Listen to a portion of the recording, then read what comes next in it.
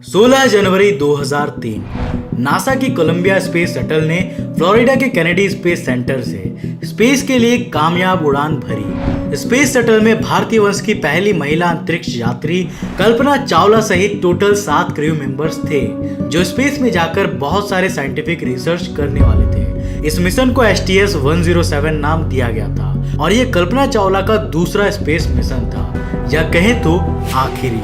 पूरे 15 दिन 22 घंटे 20 मिनट और 32 सेकंड तक स्पेस में रहने के बाद 1 फरवरी 2003 को पृथ्वी के एटमॉस्फेयर में एंटर करते समय कुछ टेक्निकल प्रॉब्लम्स के कारण स्पेस शटल का थर्मल इंसुलेशन सिस्टम पूरी तरह से बर्बाद हो गया और सभी 7 क्रू मेंबर्स ने अपनी जान गंवा दी। जहां एक और सारे भारतवासी अपने देश की बेटी का बेसब्री से इंतजार कर रहे थे, वहां अचानक से चारों ओर मातम छा गया। तो आखिर उस दिन कोलंबिया स्पेस शटल के साथ क्या हुआ था और उस दर्दनाक घटना से पहले उन्होंने अपने स्पेस मिशन से क्या क्या अचीव किया था। तो आज के इस वीडियो में हम आपको कल्पना चावला के इनक्रेडिबल स्पेस जर्नी से रूबरू कराने वाले हैं। तो हेलो गाइस, मैं हूं कौशिक और चलिए शुरू करते हैं आज के इस नए एपिसोड को। दोस्तों, ये तो हम सभी जानते हैं कि कल्पना चावला इंडियन डिसेंट की पहली वुमेन थी जो स्पेस में गई थी, लेकिन उन्होंने ये अचीव कैसे किया, इसकी स्टोरी भी काफी इंटरेस्टिंग है। कल्पना चावला का जन्म 17 मार्च 1962 को हरियाणा के कर्नल में हुआ था। बचपन से ही उनकी आंखों में बस एक ही सपना था, आसमान में उड़ने का, और उन्हें एरोप्लेन से काफी लगाव था। साल 1976 में पंजाब इंजीनियरिंग कॉलेज से एरोनॉटिकल इंजीनियरिंग में बैचलर की डिग्री कंप्लीट करने के बाद 1982 में वो अमेरिका चली गई और वहां जाकर उन्होंने यूनिवर्सिटी ऑफ टेक्सास से एरोस्पेस इंजीनियरिंग में मास्टर की डिग्री प्राप्त कर ली। साल 1988 में यूनिवर्सिटी ऑफ कोलोराडो बोल्डर से एरोस्पेस इंजीनियरिंग में PhD करने के बाद उन्होंने नासा में काम करना शुरू कर दिया। आपको बता दूं कि कल्पना चावला एक सर्टिफाइड फ्लाइट इंस्ट्रक्टर थी और उन्हें अलग अलग प्रकार के प्लेन्स उड़ाने का अनुभव था। साल 1991 में उन्हें अमेरिका की सिटीजनशिप मिल गई और 1995 में उन्होंने नासा के एस्ट्रोनॉट कॉर्प्स को ज्वाइन कर लिया। एस्ट्रोनॉट कॉर्प्स नासा की वो यूनिट है जो अलग अलग स्पेस मिशन के लिए एस्ट्रोनॉट्स को सिलेक्ट करके ट्रेन करती है। कल्पना चावला की काबिलियत देखते हुए उन्हें अगले ही साल मतलब साल 1996 में ही अपने पहले स्पेस मिशन के लिए सिलेक्ट कर लिया गया और यहीं से शुरुआत हुई कल्पना चावला के इनक्रेडिबल स्पेस जर्नी की। 19 नवंबर 1997, जो कि वैसे तो मेरा डेट ऑफ बर्थ भी है, तो उस दिन कोलंबिया स्पेस शटल ने अमेरिका के केनेडी स्पेस सेंटर से उड़ान भरी, जिसमें कल्पना चावला सहित 6 क्रू मेंबर्स सवार थे। इस मिशन को STS-87 नाम दिया गया था और ये कोलंबिया स्पेस शटल की स्पेस में 24th फ्लाइट थी। इस मिशन के दौरान स्पेस शटल ने धरती को करीब 252 बार ऑर्बिट किया था और टोटल 1,67,00,000 किलोमीटर से भी ज्यादा डिस्टेंस ट्रैवल की थी। इस मिशन में वैज्ञानिकों का गोल था यूनाइटेड स्टेट्स की माइक्रोग्रेविटी पेलोड का यूज करके स्पेस में कई एक्सपेरिमेंट्स करना, 2 बार EVAs यानी कि एक्स्ट्रा वेहिकुलर एक्टिविटीज परफॉर्म करना और स्पार्टन 201 को स्पेस में डिप्लॉय करना। इसमें से स्पार्टन 201 सैटेलाइट को स्पेस में डिप्लॉय करने की जिम्मेदारी कल्पना चावला को ही दी गई थी, लेकिन इस इवेंट ने काफी कंट्रोवर्सीज भी क्रिएट कर दी थी। इस सैटेलाइट का काम था सोलर विंड्स के ओरिजिन को स्टडी करना, लेकिन जब कल्पना चावला ने इसे स्पेस में डिप्लॉय किया उस समय वो अचानक से खराब हो गई और इसे वापस लाने के लिए 2 अन्य एस्ट्रोनॉट्स विंस्टन स्कॉट और ताकाओ दोई को स्पेस वॉक करना पड़ा था।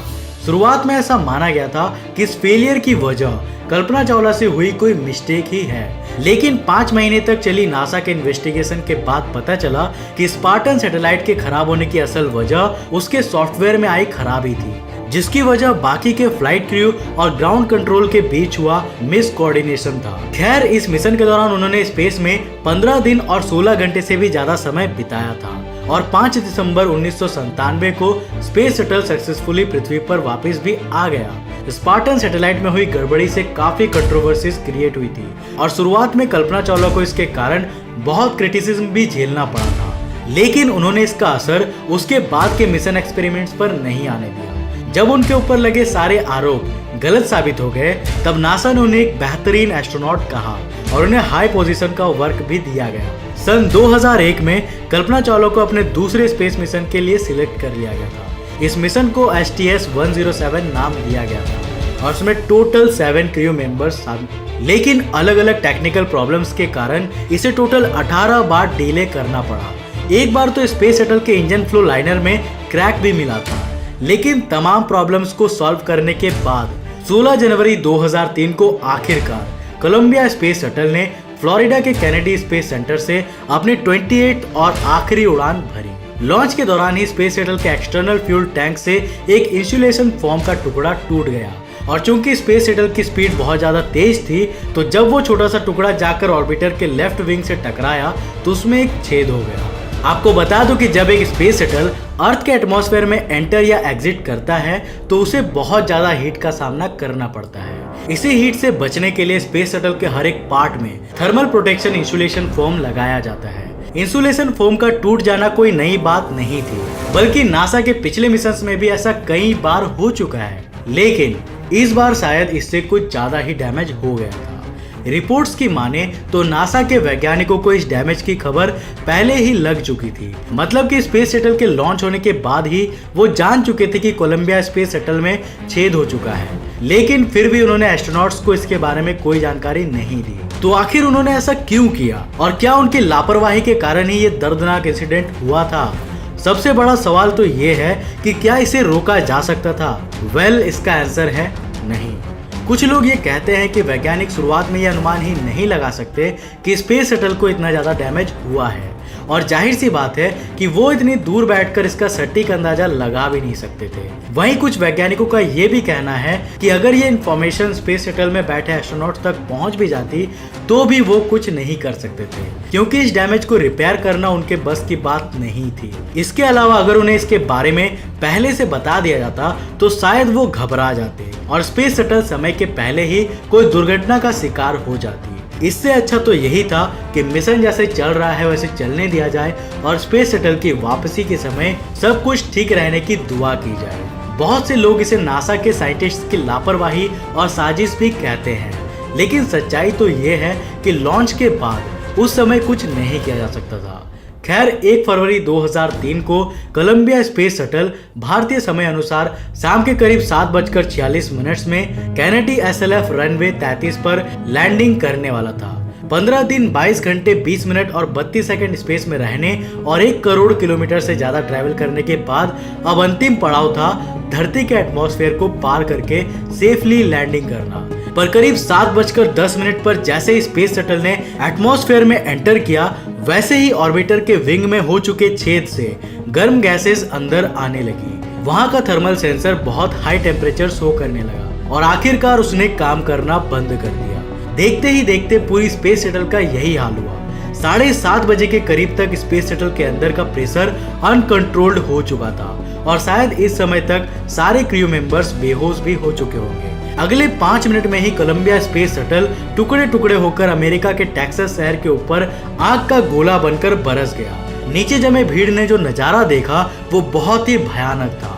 लोगों को तेज आवाजें आ रही थी, आसमान में धुआं दिख रहा था और स्पेस शटल के टुकड़े नीचे गिर रहे थे। जो मिशन अपनी सफलता से स्पेस हिस्ट्री में नई कहानी लिखने वाला था, वो एक बुरी याद बनकर हमेशा के लिए अमर हो गया, और उसके साथ ही अमर हो गए वो सारे क्रू मेंबर्स जिन्हें उस दिन हमने हमेशा के लिए खो दिया। उनमें थे mission commander Rick Husband, pilot William McCool, payload specialist Ilan Ramon, mission specialist David Brown, Michael Anderson, Laurel Clark और कल्पना चावला।